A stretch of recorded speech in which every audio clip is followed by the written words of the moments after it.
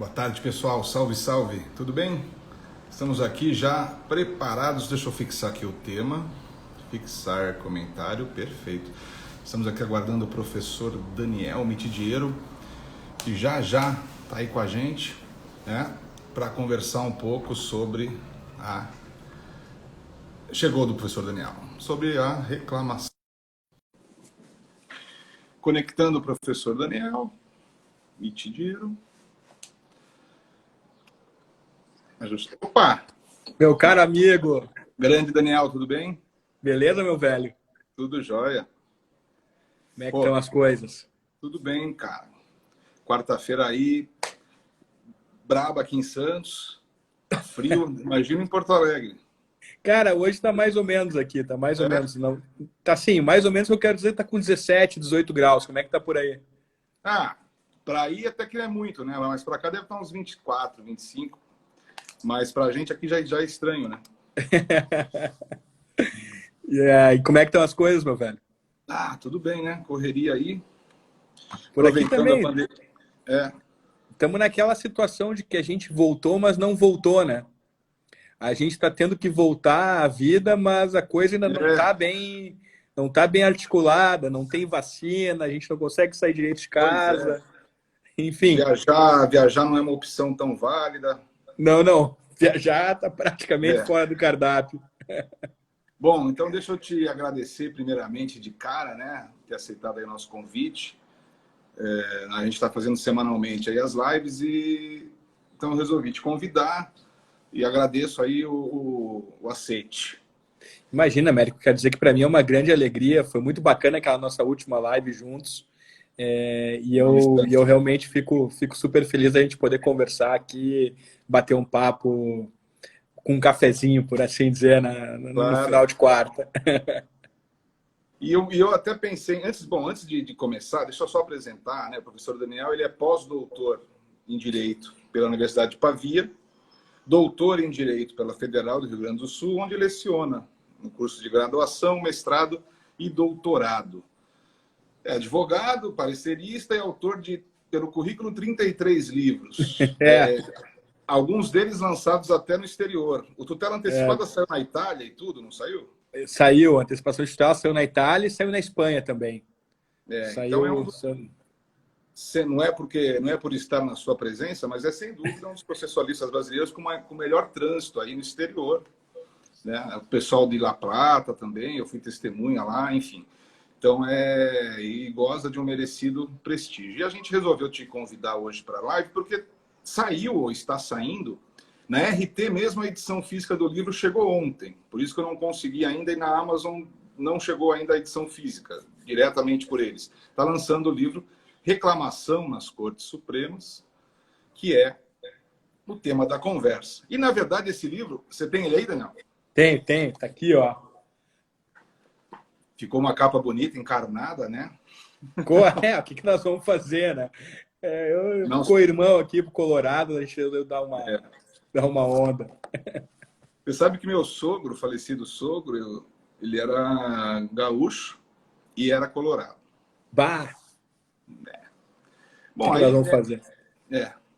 Mas não tem nada. Bom, então o tema de hoje é reclamação. Esse livro, na verdade, eu posso dizer que ele fecha uma trilogia que começou, se eu não estou enganado, com esse Precedentes, né?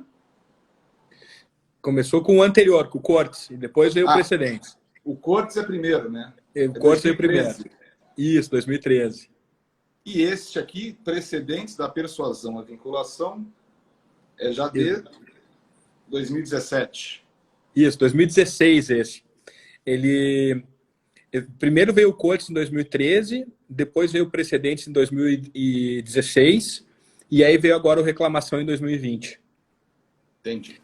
E no meio desse caminho todo, a gente lançou também o recurso extraordinário, recurso especial e o ação rescisória, que daí são mais voltados à prática, mas do ponto de vista teórico, junto com o Marinoni, né? Mas, vamos dizer, teórico, por assim dizer, são os três grandes desenhos, assim, né? Do que eu acho que, como é que as cortes deveriam funcionar, enfim. Qual é o projeto para a justiça civil, como eu costumo brincar? Porque você tem esse enfoque realmente muito interessante de encarar o processo civil, não isoladamente, mas a partir do foco da justiça civil, da estrutura, enfim, da justiça civil de cada país, né? Eu acho que esse é um ponto super fundamental, sabe, Américo? Quando o Marinoni escreveu em 2010 o Precedentes Obrigatórios, né, o cenário no Brasil era o seguinte: tinha o livro da Patrícia Perroni sobre precedentes na jurisdição constitucional, o livro do Tucci sobre a história do precedente, né, e o livro do Tucci era um livro que tratava de precedente, súmulas vinculantes, e fazia uma defesa do precedente persuasivo, vamos colocar assim. O livro da Patrícia já avança para fazer uma defesa do precedente vinculante, mas restrito, que era o problema que ela estava examinando, à matéria constitucional. E o Marinoni vem daí em 2010, não, vamos tratar do precedente obrigatório, mas ligado ao ordenamento jurídico de um modo geral. Quando eu li o livro do Marinoni, eu me dei conta que precisava dar um passo atrás. E qual era o passo atrás que era necessário dar? Era justamente pensar o sistema jurídico e o precedente como parte integrante, né, que não pode ser dividido separadamente, por assim dizer, do sistema jurídico. É preciso pensar também nas Cortes Supremas. E nessa época daí eu comecei a estudar o tema, enfim, aí tive um feliz encontro com o professor Tarufo, que é aliás, o Cortes Supremas é dedicado a ele, né? E com a Escola de Pavia, que procura justamente integrar o estudo do processo civil dentro dessa linha maior da justiça civil que tu acabaste de mencionar, né? A ideia de justiça civil como sendo algo ligado a um perfil institucional, então, portanto, como é que o judiciário interage com o processo, um perfil deontológico das profissões, assim, o que os advogados, os membros do Ministério Público, juízes, devem fazer para que o processo funcione bem, e em terceiro lugar, o perfil procedimental, né? O processo, como a gente costuma dizer, a ossatura do processo. Então, integrando essas três grandes linhas, eu acho que a gente consegue ter um desenho um pouco mais amplo do que a gente pode pensar para o futuro, né? Como é que a gente pode tratar para o futuro da justiça civil brasileira. Acho que vale a pena pensar assim também. E essa estrutura de abordar o papel das cortes e tal é comum, né? Mais comum na literatura estrangeira, de uma certa maneira, né? Principalmente no common law, né? É bem mais comum. Na verdade, o primeiro processualista da civil law que realmente resolveu se dedicar a esse tema foi o Piero Calamandrei, em 1920, que escreve o La Cassazione Civile, que é um livro monumental, em que a ideia dele é, olha, vamos unificar as diferentes cassações que tem na Itália e vamos fazer uma cassação única com uma função específica. E aí conectou esses dois temas. Mas, assim, afora o perfil que o Calamandrei, processualista, então, busca dar esse tema ele era tratado no common law, né? Eu sempre refiro que essa ideia de civil justice vem do direito inglês, né? Eles que costumam tratar o processo civil integrado na justiça civil.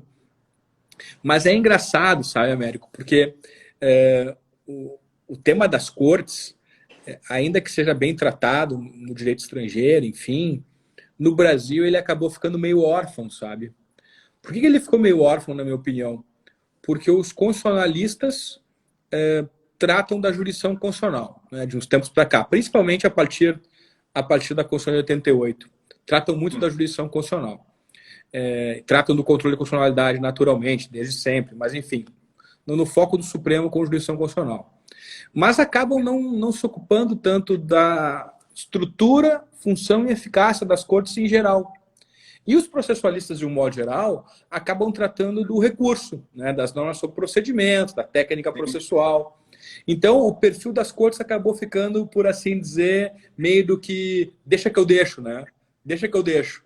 O cara vai... deixa que eu deixo. Sim, sem dúvida. Ficou meio órfão na história. E aí, esse reclamação, voltando ao assunto, então a gente começa pelo fim, digamos assim. Fim não, né? O fim até agora, da trilogia. Você escreveu na pandemia já?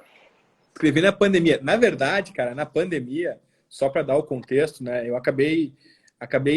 Primeiro que eu estou escrevendo livros curtos, né? Eu estou cada vez escrevendo livros mais curtos. Em março, eu já havia entregado para a RT um livro chamado A Justiça Civil dos Estados Unidos ao Brasil, que é uma tradução do clássico American Civil Procedure do Hazard e do Taruf, em que eu traduzi e fiz comparação com o direito brasileiro. Então ficou um livro diferente também, como Justiça Civil. Na linha do que você fez no livro com o professor Taruf. Exatamente. Então eu fiz exatamente a mesma coisa. Vai sair agora em setembro de 2021 pela RT.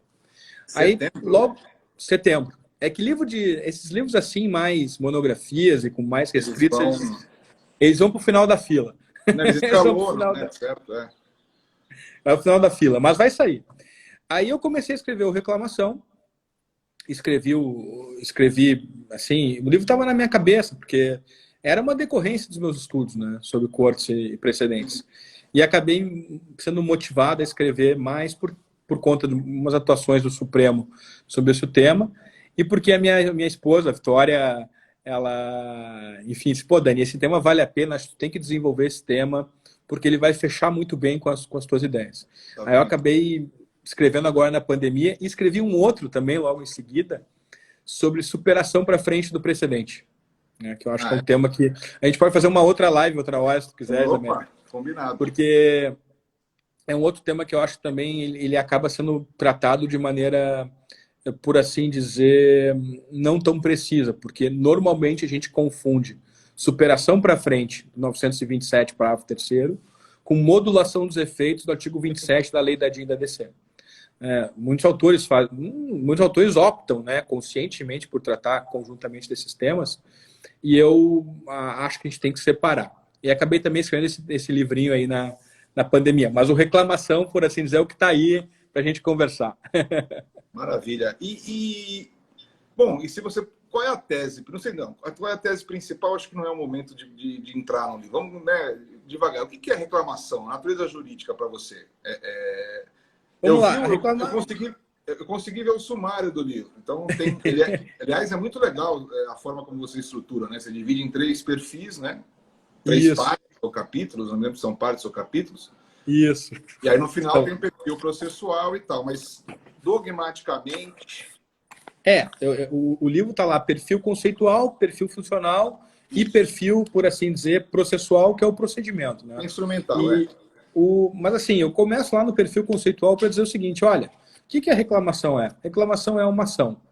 Né? Não é um incidente, não é um recurso, ela é uma ação. Ela é mais ou menos tipo Fábio Júnior, sabe? Tem começo, meio e fim.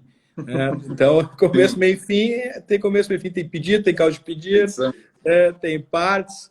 Então, visa a aprovação da tutela jurisdicional, tem começo, meio e fim. A reclamação é uma ação. Mas esse é um tema que, na verdade, assim, a doutrina já mais ou menos tinha assentado que a reclamação era uma ação. Alguns falam em ação constitucional, mas eu acho que não tem muito sentido a gente ficar adjetivando como ação constitucional. É uma ação que visa a tutela jurisdicional do direito. E nesse sentido, eu procurei enquadrar nessa primeira parte aí do livro. E essa distinção, porque assim, antigamente se fala, é correto ainda falar em reclamação constitucional, porque ela tem uma base constitucional. Ela não havia base no CPC. Né? Exatamente. Ela não era prevista no CPC de 73, e agora, em 2015, ela foi prevista.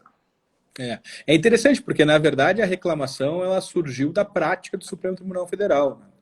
Ela surgiu dos julgados do Supremo, que, em determinado momento, algumas decisões deixaram de ser observadas e a pessoa interessada foi ao Supremo e disse, olha, essa decisão aqui não está sendo cumprida.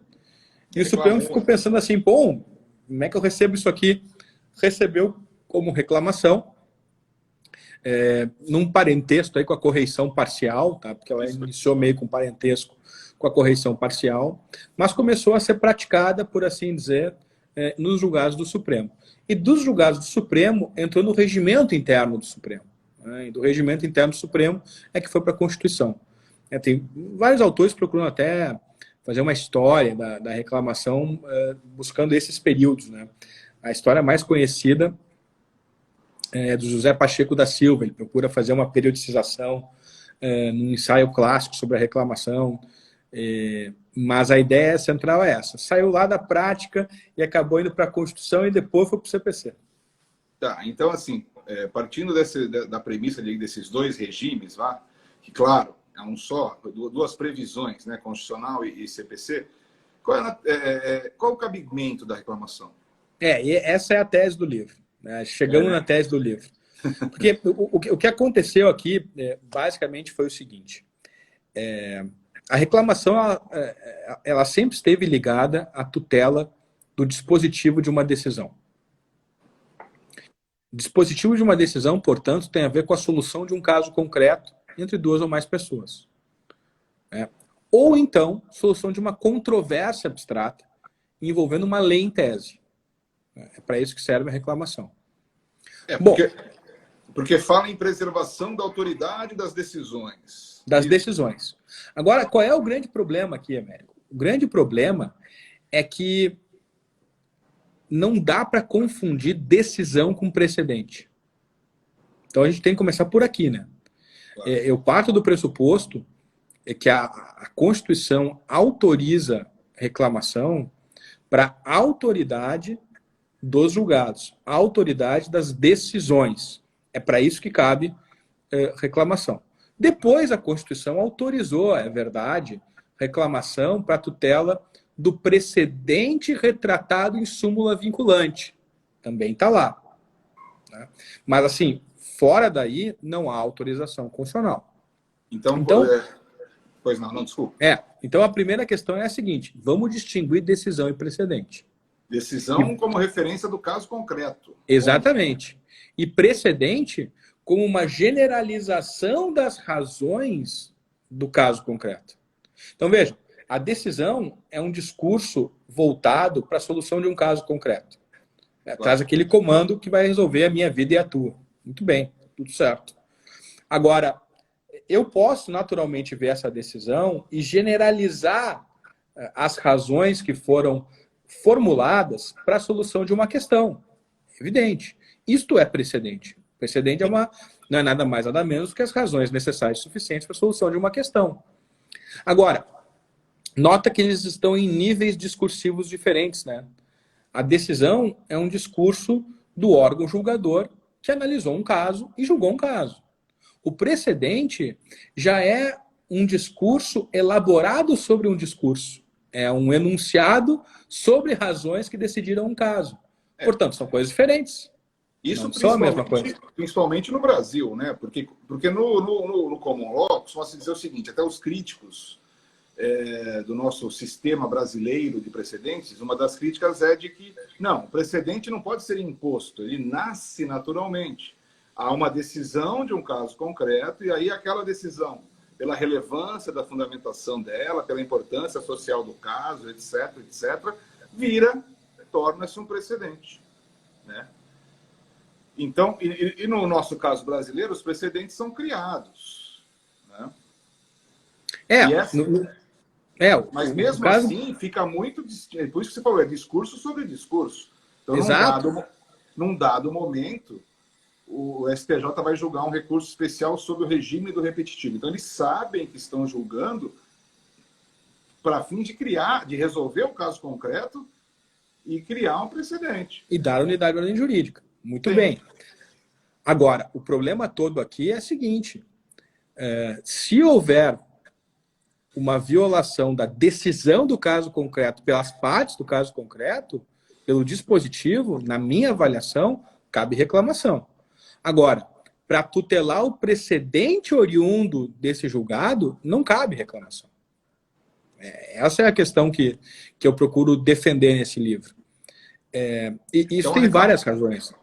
A primeira razão pela qual não cabe é essa, porque não há autorização constitucional, porque decisão e precedente são coisas diferentes.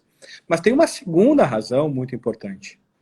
É que a gente não interpreta o direito em tiras, né? Como dizia o ministro Eros. A gente não interpreta o direito em tiras. Significa dizer o quê? Significa dizer que a gente não pode perder de vista que o recurso ordinário e o recurso especial eles estão ganhando caráter residual na ordem jurídica brasileira. O movimento do recurso ordinário é um movimento de compressão. Ou seja, de fazer... Na No sentido limitação de que ele vai... do Exatamente.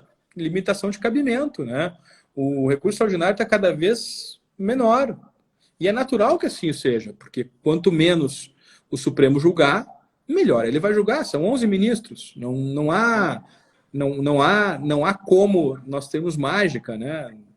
Então, por mais que tenha um gabinete funcionando, que existe inteligência artificial, não dá para dar conta. Então, natural, o movimento natural é enxugar, né, o número de recursos. E essa é uma tendência que vai chegar no STJ, mais cedo ou mais tarde vai chegar. O filtro da repercussão geral vai chegar no STJ e tem que chegar. Bom, mas se isso é verdade, se eu estou, por assim dizer, fechando as portas, né, tornando cada vez menor o buraco que eu posso passar ali para chegar ao Supremo STJ, não faz o menor sentido, abrir uma porteira enorme, né, para que entre a reclamação. Não faz sentido. Tu imagina a quantidade de reclamação que tem lá estocada no Supremo e no STJ visando a tutela dos precedentes. Não imagina? Nossa, eu faço ideia, porque só para quem está nos acompanhando, apesar de ter sido bem clara a explicação, claro, a ideia então é o seguinte: você defende que não se pode, no teu caso concreto, usar a reclamação para fazer valer um precedente que você quer trazer para o teu caso. Exatamente. Né? E foi na linha do que o STJ decidiu recentemente em relação ao especial repetitivo, né? Exatamente. Na verdade, esse meu livro, ele visa dar uma explicação, a meu juízo dogmática, ao caso Riva, que é o caso que o STJ julgou na Corte Especial. É o caso Riva versus Telefônica. Basicamente é isso. O STJ procurou dizer, olha, para que a gente trabalhe melhor, a gente precisa trabalhar menos. Então não pode caber reclamação para a tutela do precedente. E aí eu procuro dar as minhas razões, eu procuro, por assim dizer, colaborar, né, na fundamentação desse julgado da STJ. Então, olha, é por aqui. E o Supremo também tinha um julgado clássico, o Indaiatuba, o caso Indaiatuba de 2010, em que ele seguia exatamente a mesma linha. Claro, em 2010 ainda nós não tínhamos o Código de Processo Civil de 2015, mas a minha avaliação é que o Supremo vai reiterar Indaiatuba assim que possível. Então a parte teria que esgotar os recursos propriamente ditos, né, no processo para fazer valer o precedente. Exatamente, e é isso aí mesmo. Porque assim, ó, vê bem, qual é a lógica aqui na minha avaliação, né, Américo? Olha como eu digo na minha avaliação para me submeter à crítica, né? Porque eu não sou dono da verdade, e, pelo amor de Deus. Eu, na verdade, quero dividir com todo mundo a maneira pela qual eu vejo esse problema, né?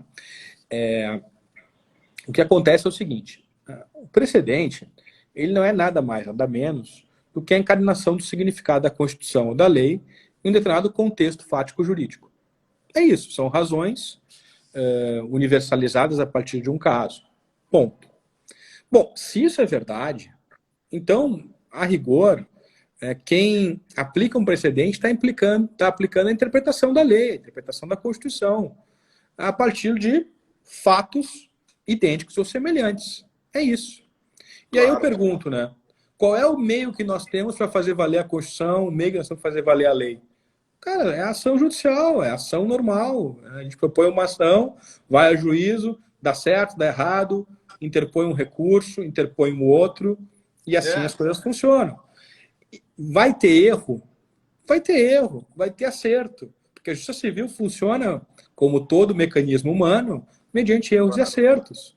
Então, a saída, a meu juízo, não é imaginar que o precedente tem que ter um mecanismo específico de enforcement, né?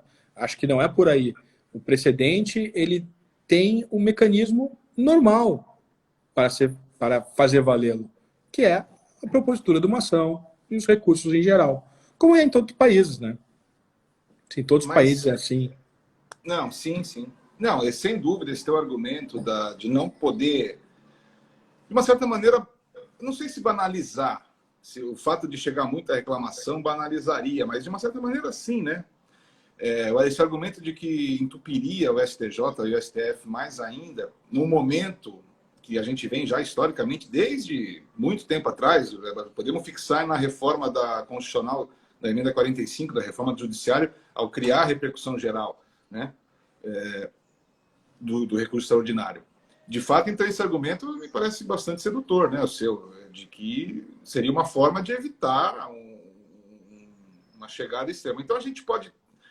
Eu queria que você, aproveitando aí o contexto dessa trilogia, eu acho que vai ajudar na fixação desse entendimento. Por que seu livro... Como é que você distingue aí cortes superiores e cortes supremas? Eu acho que aí a gente consegue conectar perfeitamente assim as coisas, né? O que acontece? Cortes superiores e cortes supremas são dois modelos ideais de cortes, né? Então, quando eu falo em cortes superiores, eu não estou querendo me referir ao STJ, né? Não tem nada a ver. O que eu quero dizer é o seguinte: cortes superiores são cortes de controle e de jurisprudência. São cortes reativas, né? Então, são cortes cuja função, por assim dizer, do ponto de vista de como elas funcionariam, são cortes que visam a controlar erros e acertos na interpretação das normas, pressupondo que exista uma forma correta de interpretar uma norma, né? Esse é um pressuposto de que existia texto igual à norma, eu podia chegar ao significado verdadeiro da norma, ao exato sentido da lei, mediante a interpretação. Se os juízes não chegassem a esse exato sentido da lei, caberia então recurso para o vértice para controlar, né, controlar o erro produzido pelas cortes de justiça e, a partir daí, uniformizar a jurisprudência. Daí porque Corte Superior é uma corte de controle e de jurisprudência que atua de maneira reativa, né? Ela visa consertar o passado mediante o recurso da parte. É uma maneira de funcionar. No entanto, existe uma outra maneira, um outro modelo de corte que também pode funcionar bem, que é o que eu chamo de modelo de cortes supremas, que são cortes de interpretação e de precedentes, né? Daí porque a variação do subtítulo, né? Cortes superiores, cortes supremas, do controle à interpretação, da jurisprudência ao precedente. O que tem na Corte Suprema? A Corte Suprema, ela não parte do pressuposto de que ela tem que controlar erros e acertos das instâncias ordinárias, das Cortes de Justiça. Até porque ela parte do pressuposto de que o texto carece de decisão sobre o seu significado, a fim de que ele possa se transformar numa norma capaz de guiar a conduta das pessoas. Então, distinguindo texto e norma, ela percebe que é necessário que a Justiça Civil, e especialmente a Corte de Vértice, colabore com o legislador para que nós tenhamos o quê? Unidade do direito. Então, a principal tarefa da Corte não é controlar erros e acertos. A principal tarefa da Corte é interpretar o direito, dizer qual é o seu significado. E dizer qual é o seu significado por quê? A fim de que eu possa ter uma pauta de conduta, a fim de que eu possa, por assim dizer, orientar a conduta dos demais juízes, das Cortes de Justiça, da sociedade civil, mediante um instrumento, que é o instrumento do precedente. E é então que eu basicamente propus nesse livro de 2013, é que o Supremo e o STJ não devem ser vistos como cortes superiores, como cortes de controle e de jurisprudência. Eles devem ser vistos como cortes de interpretação e de precedentes. Então, o que eu proponho é uma travessia, uma passagem, né, de um modelo de cortes de controle e jurisprudência para um modelo de cortes de interpretação e precedentes. Mas e é claro que aí... Sim, mas aí se você essa ideia... por isso é que o recurso extraordinário especial tem como fundamento a defesa do ordenamento, a defesa do direito, não a defesa da parte. Seria isso? Exatamente. Apenas por tabela.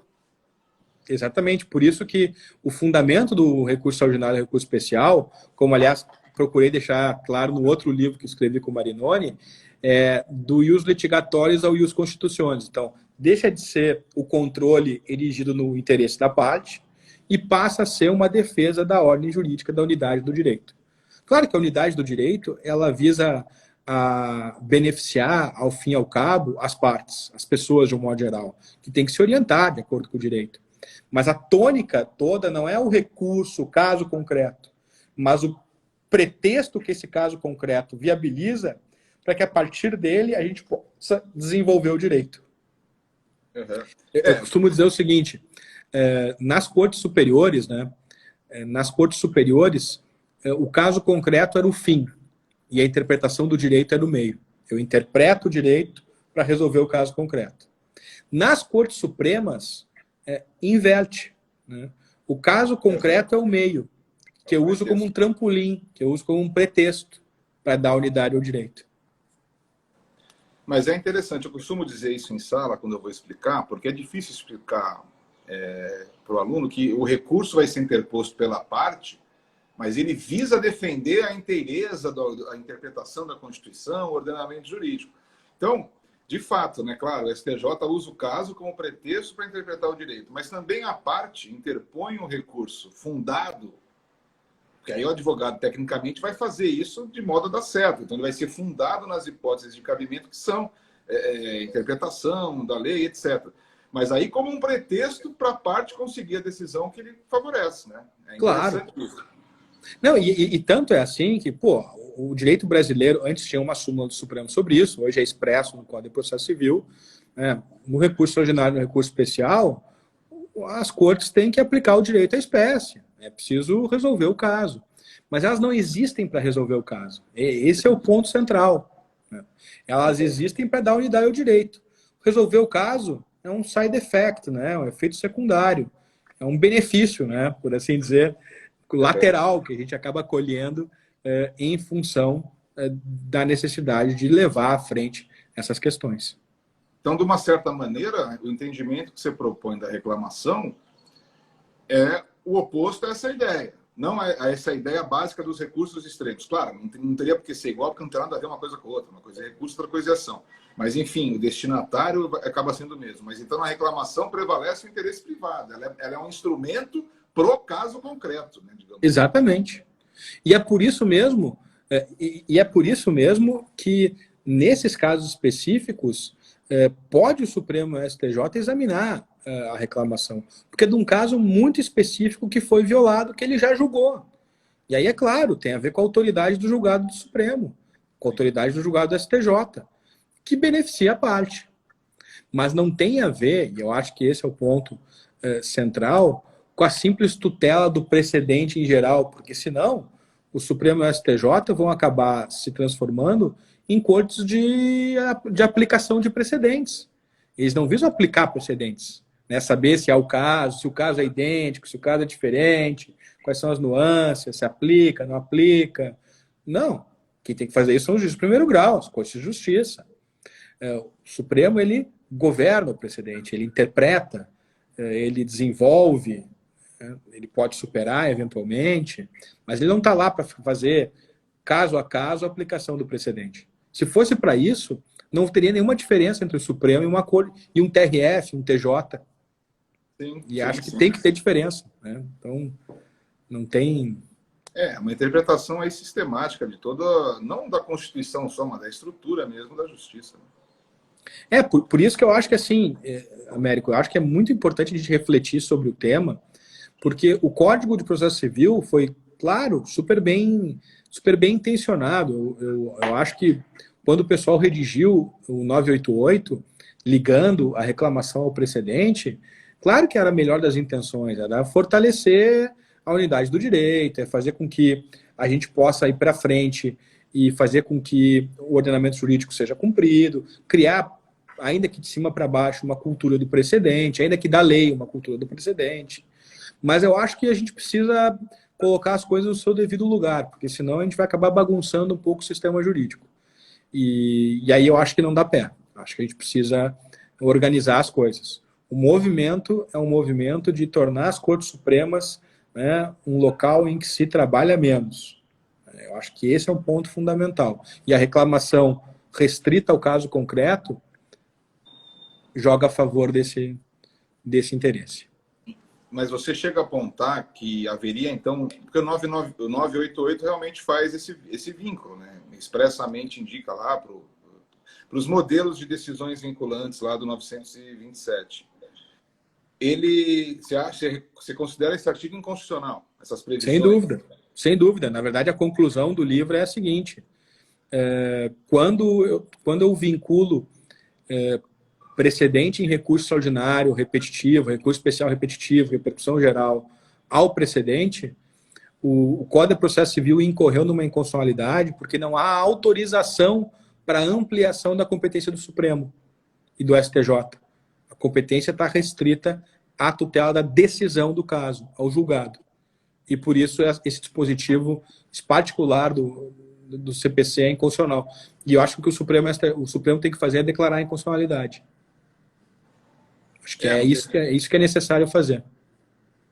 Acho que nem seguindo essa tese, nem interpretação conforme, acho que não tem nada que desconsiderar. Talvez a interpretação conforme possa até ser no seguinte sentido, para dizer que é constitucional o dispositivo ser interpretado no sentido de que apenas o caso que deu origem ao recurso repetitivo ser desrespeitado pode dar lugar à reclamação. Sim, Só o caso concreto, entre as partes do caso concreto. Seria uma interpretação. Tudo bem. Ou fazer uma declaração parcial de nulidade sem redução de texto, né, dizendo que a interpretação que diga que é precedente é inconstitucional, que talvez seja até melhor. Sim. Deixa eu te perguntar outra coisa. Na tua doutrina em geral, principalmente no curso escrito em conjunto com o professor Marinoni e o professor Sérgio Cruz Arenhardt, você fala muito em tutela dos direitos, né? Que aí a gente já entra numa outra seara aí da função do processo civil, em última análise. Você consegue casar? Como é que você casa aí a reclamação com a tutela dos direitos? Eu costumo dizer o seguinte, ó. Até estou escrevendo um livrinho agora em que eu procuro mais ou menos começar da seguinte maneira. Tem a história do Ouriço e da Raposa, né? Uma história clássica que o Dworkin retomou do Isaiah Berlin, que de seu turno pegou lá um fragmento de uma poesia grega. Que basicamente a ideia é a seguinte: a raposa sabe muitas coisas, né? O ouriço sabe só uma, mas ela é muito importante. Quando eu lembro dessa fábula, eu quero basicamente dizer o seguinte: nós precisamos ver o processo civil sob uma perspectiva única, né? Eu preciso ter um conceito de função do processo, de finalidade do processo, que seja capaz de explicar muitas coisas. Veja que nós, né, eu e tu, nós somos, talvez muitas das pessoas que estamos acompanhando aqui, a gente começou a estudar processo com aquela ideia de que o processo visava basicamente a declarar a voluntat concreta della lege, resolver uma lide, sempre a ideia de resolver um caso concreto. Uhum. Bom, só que na verdade o processo civil não serve só para isso. O processo civil tem duas funções: é a tutela dos direitos em particular e a tutela dos direitos em geral. A tutela dos direitos em particular é a solução do caso concreto. Então, por exemplo, a reclamação é um instrumento típico para tutela do direito em particular.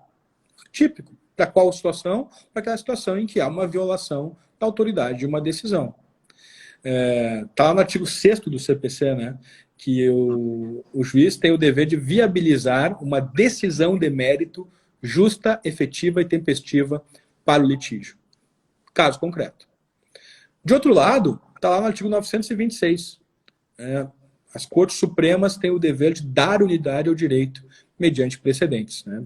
Promover a estabilidade, integridade, coerência da jurisprudência. Está lá no 926. O que significa isso? Tutela dos direitos em geral. Então, eu vejo o processo civil como um meio para prestar tutela aos direitos, em particular e em geral. Em particular, entra a reclamação ali como um dos seus instrumentos, né? Então, procura acomodar a reclamação como um instrumento da tutela dos direitos em particular. Entendi. Eu vi no sumário do livro, na parte processual, até porque é um assunto que eu estou estudando, estou finalizando. Finalizando, não sei se é o termo, mas até minha tese de doutorado sobre tutela antecipada, enfim, antecedente. Mas o que me chamou a atenção lá foi a tutela provisória na reclamação. O que você me disse sobre isso? Pô, essa é uma boa. Pô, aliás, é um baita tema de doutorado, hein? É, Depois eu vou querer. Conta comigo aí para bater um papo, se tu quiser, pô, estou muito bom, à obrigado aí pelo disposição aí. convite. E os livros que eu cito no meu livro lá, se tu precisar de algum ensaio, eu tenho todos em Obrigado, casa. obrigado. Valeu. Posso tirar, enfim. Sei que nesse momento está muito difícil conseguir bibliografia, né? Então, Sim, mas você estou sabe, desde logo à disposição. deixa eu até te contar uma história antes sobre isso. Obrigado demais, mas até eu conheci a biblioteca da tua universidade. Como eu disse, a família da minha esposa é de Porto Alegre, né? Aliás, hoje é aniversário da minha esposa, um beijo para ela, Ivani, depois ela vai ver. Oh, parabéns. E ela nasceu aqui em São Paulo, no estado de São Paulo, aqui em Santos, mas os próprios irmãos dela são de Porto Alegre, enfim.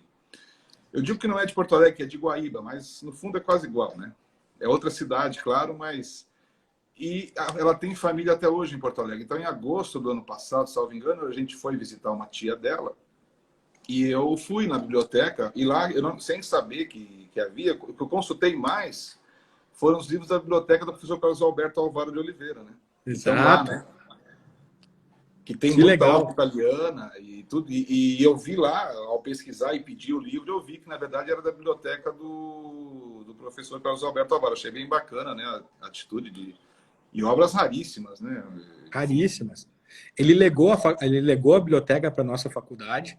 E, aliás, quero te dizer que a tua esposa nasceu no mesmo dia do professor Carlos Alberto. Se ele estivesse vivo, Ah, é? hoje estaria de aniversário hoje. Que coincidência a menção aí, né? Coincidência. Não, eu até estava pensando nele antes da gente começar essa live, porque amanhã é dia dos professores, né? Sim, Amanhã é dia sim. do professor, nosso dia, né? Pois é, Parabéns verdade. antecipado. Parabéns para nós, né? Para mim. E eu tava pensando em fazer um post amanhã sobre isso, enfim. Lembrei dele hoje, naturalmente, Uhum. e amanhã também. Mas coincidência.